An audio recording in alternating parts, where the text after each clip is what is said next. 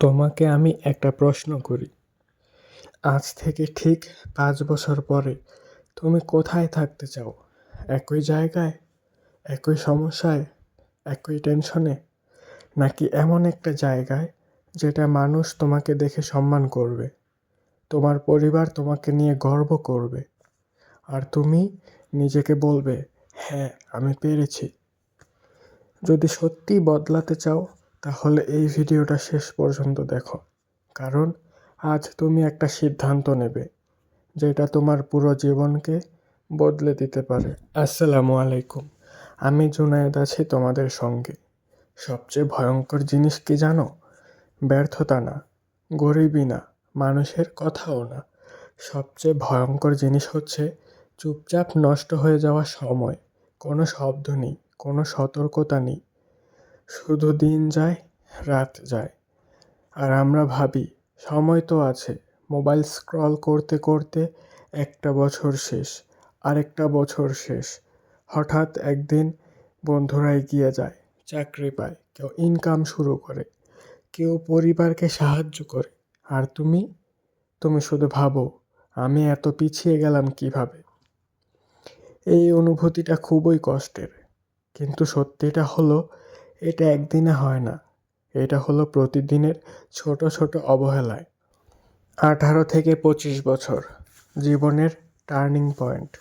এই বয়সটা সাধারণ বয়স নয়, এই বয়সটা হলো ভবিষ্যৎ তৈরির বয়স। এই সময় তুমি যা করবে, 30 বছর বয়সে তুমি সেটার ফল পাবে।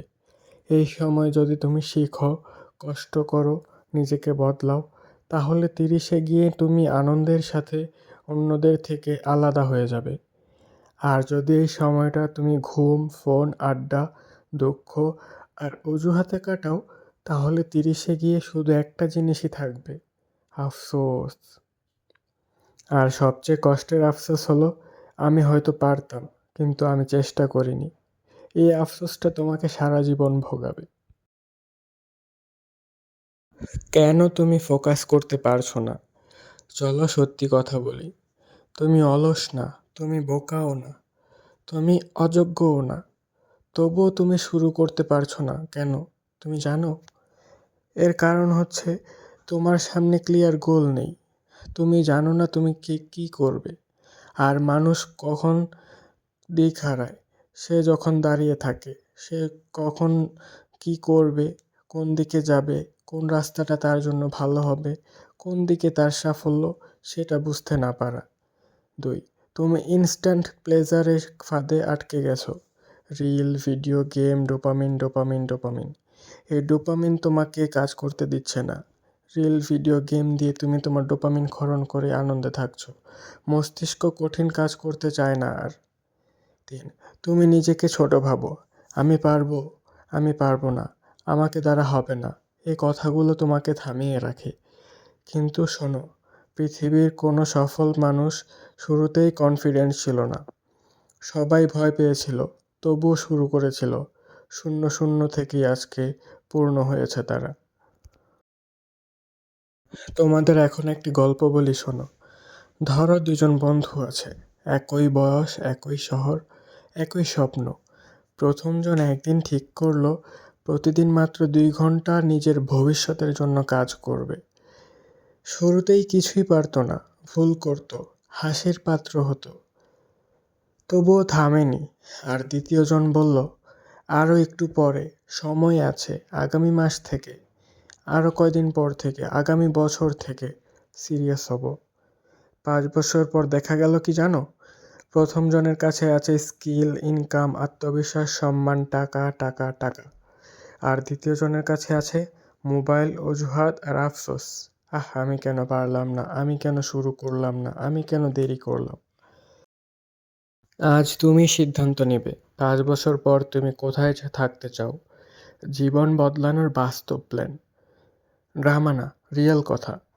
রুল 1, প্রতিদিন 2 ঘন্টা career time. No excuse, no phone, no distraction. একটা ইনকাম স্কিল শিখো, যেমন freelancing, video editing, design, marketing অথবা কোডিং। ডিগ্রি তোমাকে চাকরি খুঁজতে সাহায্য করবে, স্কিল তোমাকে টাকা আয় করতে সাহায্য করবে। রুল 3, একটা এনভায়রনমেন্ট ছাড়ো। যারা শুধু সময় নষ্ট করে তাদের থেকে ডিস্টেন্স রাখো। Consistency two modification. মোটিভেশন থাকবে না সব সময়, তবুও কাজ করতে হবে। কারণ সফল মানুষেরা মুড দেখে কাজ করে না, ডিপ্রেশন দেখে কাজ করে। একদিন আসবে যেদিন তুমি পিছিয়ে থাকবে, পিছনে তাকাবে আর দেখবে একটি ছোট ছোট কষ্টগুলোই তোমার জীবন বদলে দিয়েছে। মানুষ বলবে ভাগ্য ছিল না, কিন্তু তুমি জানবে কত রাত তুমি একা লড়েছ, কতবার হেরে গিয়ে আবার উঠেছ। আজ তুমি যদি শুরু করো, 5 বছর পর তোমার জীবন বদলে যাবে। কিন্তু আজ যদি না করো, 5 বছর পরে তোমার অজুহাতই তোমার পিছনে দাঁড়িয়ে থাকবে। সিদ্ধান্ত তোমার, তুমি কি করতে চাও। মনে রেখো, সহজ জীবন চাইলে এখনই কষ্ট করো, আর আরাম করলে পরে কষ্টই কষ্ট। তুমি 5 বছর কষ্ট করে 50 বছর বসে খাবে, নাকি 5 বছর আরাম করে 50 বছর কষ্ট করবে, সেটা সম্পূর্ণ তোমার সিদ্ধান্ত। সো আজ থেকে শুরু করো। Tomorrow is too late. কালকে অনেক লেট। তোমরা কোন টপিকের উপর ভিডিও চাও তা অবশ্যই আমাদেরকে জানাতে ভুলবে না। ভিডিওটি ভালো লাগলে অবশ্যই লাইক করে কমেন্ট করো। তোমার সমস্যার সমাধান তুলে ধরবো আমি। ধন্যবাদ। আসসালামু আলাইকুম।